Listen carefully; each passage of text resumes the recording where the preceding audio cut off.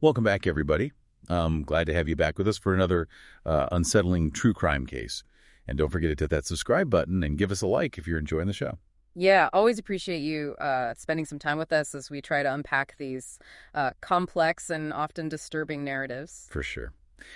So today we're diving into a story that highlights the dangers that can lurk behind online anonymity. It's about a 19-year-old woman who met a man named Cain on Omegle and the encounter that followed. Yeah, it's a stark reminder that while platforms like Omegle, offered that thrill of connecting with strangers, there were risks. Yeah, for those who might not be familiar with it, Omegle was a website that basically paired random users together for text or video chats, all while remaining completely anonymous. It was tapping into that human desire for novel connections. Yeah. You could be talking to anyone, anywhere in the world. But as this case shows us that anonymity could also be used by people with malicious intent. And this woman came across a lot of red flags during her interactions with Cain. But unfortunately, her desire for connection kind of overshadowed those warning signs. It's pretty common, wanting to see the best in people, especially when you're looking for a connection. And so you tend to downplay those red flags, or you hope they're just quirks. Yeah, your judgment gets clouded. Exactly.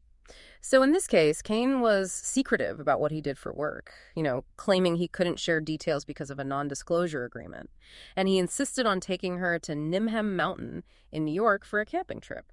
And Nimhem Mountain isn't exactly a safe place. Hmm. Right. I mean, it's known for arsenic contamination from old mines. Not really the ideal spot for a first-time camping trip with someone you barely know. Right. And it raises questions about his motives and his disregard for her safety. And he wasn't even upfront about the risks. When she asked him about it, he kind of just downplayed the danger. Lack of transparency is a big red flag. Absolutely. And there were other troubling signs, too. He made some offensive remarks about people's eating habits and even boasted about how he would deceive others on Omegle. He said he pretended to be a Russian soldier torturing people. Wow, you'd think that kind of cruelty would be a major alarm bell. Yeah, it's a clear indication of a lack of empathy and a disturbing disregard for others. Those weren't just harmless quirks. They really painted a disturbing picture of his character. So the big question is, why did she ignore these red flags? Why, after all those warning signs, did she still agree to go on this camping trip with him? I mean, we talked about the psychological aspect of wanting to see the best in people, but there's also cognitive biases at play. Cognitive biases? Yeah, these are like mental shortcuts that can lead us to make irrational judgments. Like, for example, confirmation bias could have been a factor. This is our tendency to favor information that confirms our existing beliefs, even if that information is flawed. So she might have been subconsciously looking for information that supported her positive impression of Cain while dismissing the negative information as irrelevant. Exactly. And then there's also the halo effect, which is where our overall impression of a person, especially a positive one, influences how we judge their specific traits. So if she initially found Cain charming or attractive, that positive impression could have overshadowed the more negative aspects of his behavior. Like a mental filter that distorts how we see reality. Exactly. They can really prevent us from seeing the full picture, especially when we're emotionally invested. So despite all the red flags, she went on that camping trip, and as you can imagine, things took a dark turn. Yeah. So when they got to the campsite, Cain refused to set up the tent, saying it was too cold. Seems pretty counterintuitive for a camping trip. For sure. And sadly, she agreed to sleep in his car, and that's where the assault took place. It's just heartbreaking to think about the fear and trauma she must have experienced. And it's so important to remember that sexual assault is never the victim's fault. The perpetrator is solely responsible for their actions, and no one, regardless of the circumstances, deserves to be subjected to that kind of violence. Absolutely. And in these situations, victims often experience a mix of emotions like shock, confusion, fear, even self-blame.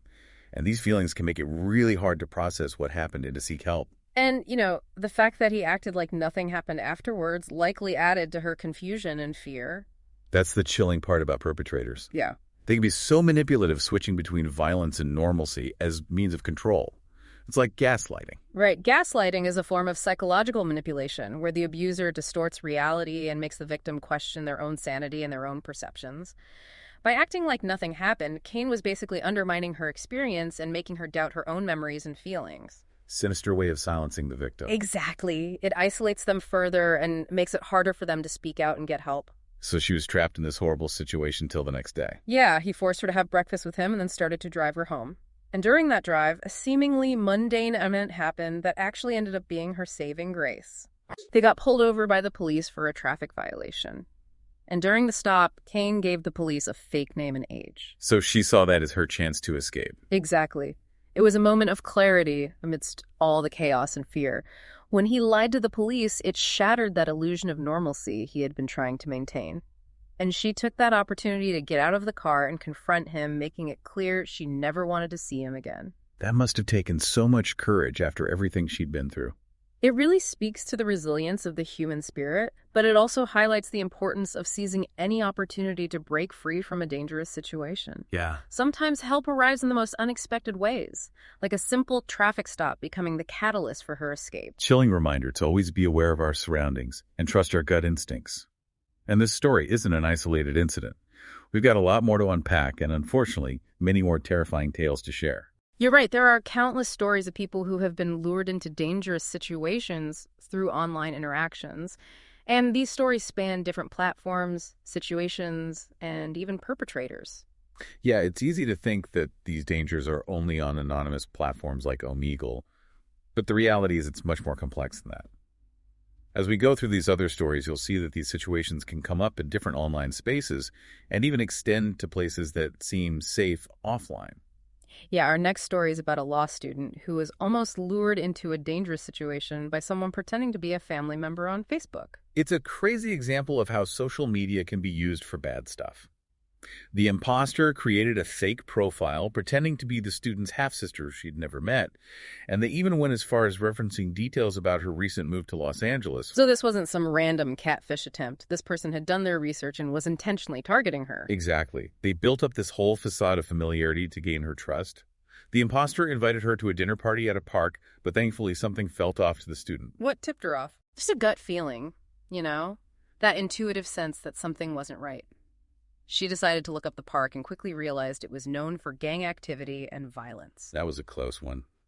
Really shows how our intuition can be a powerful way to protect ourselves. Absolutely. It's that inner voice that often warns us about danger, even when we can't explain why something feels wrong. Yeah, it's easy to dismiss those feelings, especially when we're dealing with someone online who seems friendly or trustworthy. You're right. We often give people the benefit of the doubt, especially when they're pretending to be someone we should trust, like a family member. But this case shows how important it is to double-check identities and not just trust information we see online. It's a good reminder to be careful about friend requests from people we don't know, even if they have mutual friends. And to always trust your gut. If something feels weird, don't be afraid to look into it further or ask someone else for confirmation. Better safe than sorry. Exactly. In another case, a young woman walking home from a store ran into a man who just made her feel uneasy. He was wearing a suit in an area where that wasn't normal, which immediately raised a red flag for her. I can see why. It's like something's out of place and it triggers your internal alarm system. Yeah, and unfortunately her unease was justified. As she kept walking, the same man jumped out of a truck and tried to kidnap her. That's terrifying. It really shows that these situations can escalate quickly and that danger can be lurking anywhere, even in ordinary places. You're right. But this story also highlights the unexpected kindness that can come from the most unlikely places. In this case, a woman who was known to struggle with drug addiction came to the victim's rescue. She confronted the attacker and gave the young woman a chance to escape. Wow, that's amazing. It's a powerful reminder to never judge a book by its cover. Definitely. It challenges our assumptions and reminds us that heroism can come in different forms. This woman, who is often marginalized and judged by society, showed immense courage and compassion. It proves that anyone can be a force for good. It's a reminder that we should never underestimate the potential for good in others, and the help can come from anywhere. Absolutely. It also shows how important community is and how we need to look out for each other. We all have a part to play in creating a safer environment for everyone. Even in places meant for fun and escape, danger can still be present. We have a story about a woman who was harassed and almost assaulted at a LARPing event. LARPing, which stands for live-action role-playing, involves people dressing up as fantasy characters and participating in interactive storytelling. It's supposed to be a fun and immersive experience. Yeah, you would think in that kind of setting where everyone's focused on playing pretend and having fun, people would feel safe. You would think so. But unfortunately, even in these communities, there can be individuals who take advantage of the situation and cross boundaries. In this case, a man the woman had just met at the event started making unwanted advances towards her. He invaded her personal space, made inappropriate comments, and even tried to physically assault her. That's awful. It's a total disregard for consent and a clear violation of trust. It's especially disturbing considering the context of the event, which is supposed to be about friendship and shared enjoyment. It's good to hear that her friends at the event stepped in and confronted the harasser. And it's important to note that the organizers of the event took action too. They banned the guy from future events. That sends a strong message that this behavior is not okay and won't be tolerated. I'm glad to hear that the community stood up against harassment and made the safety of its members a priority. Absolutely. Creating a culture where harassment is not tolerated is crucial in any community, especially in places where vulnerability and trust are so important. Yeah, it sets a precedent that protects individuals and creates a safer and more inclusive space for everyone. It's a reminder that we all have a responsibility to speak out against harassment and to support those who have been victims. And that sometimes danger can be much closer to home than we think.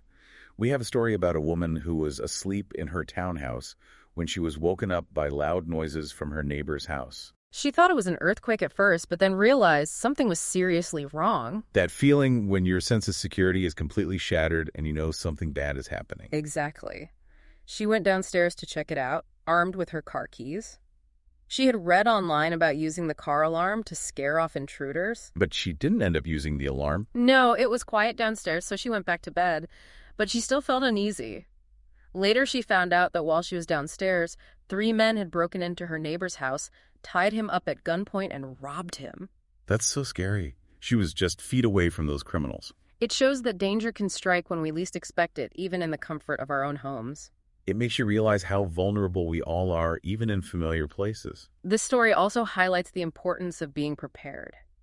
Having a plan in case of an emergency, like knowing how to use a car alarm to deter intruders, can be crucial in these situations. It's not about being afraid all the time, but about giving ourselves the tools to take action and protect ourselves and the people we care about. Exactly. Being informed and prepared can make a big difference in how we respond to these types of situations. Yeah, it is unsettling to think about how quickly our sense of safety can be shattered, even in places we think of as safe. These stories really show us that we need to be aware and watchful, not just in our physical surroundings, but also in our online interactions. You're right. And as we go through more of these cases, you'll start to notice recurring themes and patterns that emphasize how important it is to be able to spot red flags, set boundaries, and trust our gut feelings. Our next story takes place on public transportation, which is a setting where many of us might feel vulnerable, especially when we're alone. A woman was on her way to meet friends for a night out, but the trains were down, so she had to take a replacement bus. While she was trying to figure out the unfamiliar bus route, she was approached by a man asking for directions. Sounds harmless enough, but things took a turn for the worse pretty quickly. Yeah, it feels like something that could happen to anyone. Exactly. It shows how easily someone can take advantage of a vulnerable moment. This guy started following her, ignoring her attempts to create some distance and her clear lack of interest. He kept asking personal questions, made inappropriate comments about her looks, and even told her he was in love with her. That's so creepy. It goes way beyond annoying. It's harassment and intimidation. Definitely. His behavior went from bothersome to threatening, making her feel trapped and unsafe, especially because she was on a crowded bus where it was hard to escape. It's a nightmare situation for anyone who uses public transportation. Luckily, in this case, another passenger saw what was happening and intervened. They confronted the harasser and told him to leave her alone. The harasser tried to start a fight, but the bus driver threatened to kick him off. It's great that someone stepped up and became an active bystander, refusing to tolerate that kind of behavior. It really shows the power of collective responsibility. We can all contribute to creating safer spaces by being aware of our surroundings and intervening when we witness harassment or inappropriate behavior. It's a reminder that we don't have to just stand by and do nothing. We can choose to take action and support people who are being targeted. Exactly. Sometimes just speaking up can make a huge difference. It's important to remember that men can be victims of harassment and stalking too. One story that stood out to me was about a man who was stalked by a woman he had briefly met in college. Stalking is a serious crime that can have a devastating impact on the victim. In this case, the woman became fixated on this guy. She started showing up at his house, sending him unwanted gifts, and following him to places he went to. That's such a violation of privacy and personal boundaries. It shows that stalking can happen to anyone, regardless of gender. You're right. Stalking often involves persistent and unwanted attention, which causes fear and distress for the victim. And what's especially disturbing is that this wasn't a stranger. They knew each other, even if it was just briefly. Exactly. It challenges that common misconception that stalking only happens between strangers. Stalking can come from any type of relationship, which makes it even more insidious and difficult to deal with. And in another case, a man was stalked by a woman while he was walking in a park, a place that's usually associated with peace and relaxation. Right. It shows that these situations can happen anywhere, even in public spaces where we might assume we're safe. This woman approached him making unwanted advances, and she didn't stop even after he politely turned her down. Yeah, it's a reminder that we should never become complacent about our safety, even in familiar places. And that it's crucial to trust our instincts. If someone is acting in a way that makes us feel uncomfortable, we should remove ourselves from that situation or ask for help. These stories are definitely not isolated incidents. They represent a much bigger problem that goes beyond specific platforms, locations, or genders. Exactly. As we've been talking about, there are common threads running through all these stories. One of the most prominent ones is how vulnerable we are when we trust strangers online. It's easy to get swept up in the excitement of making new connections, but we have to remember that not everyone has good intentions. It's a good reminder to be careful about what we share online, to verify people's identities when we can, and to never meet up with someone in person without taking precautions. Another important takeaway is that we need to listen to our intuition. That gut feeling, that sense of unease or discomfort, that's often our internal alarm system warning us about potential danger. Yeah, it's easy to dismiss those feelings, especially when we're trying to be open-minded or give someone the benefit of the doubt. But we've seen over and over again in this episode that trusting those instincts can be essential for our safety. Absolutely. It's also vital to set clear boundaries in all their interactions, both online and offline. We need to be assertive about what we're comfortable with and not be afraid to say no or get out of situations that don't feel safe. These stories also highlight the long-lasting impact these experiences can have on people emotionally. The trauma, the fear, and anxiety that victims go through can be incredibly difficult and long-lasting. It's crucial to acknowledge that healing from trauma takes time and support. And there are resources available like therapy support groups and hotlines that can offer guidance and a sense of community to those who have been through these kinds of situations. It's important to remember that these experiences don't define us.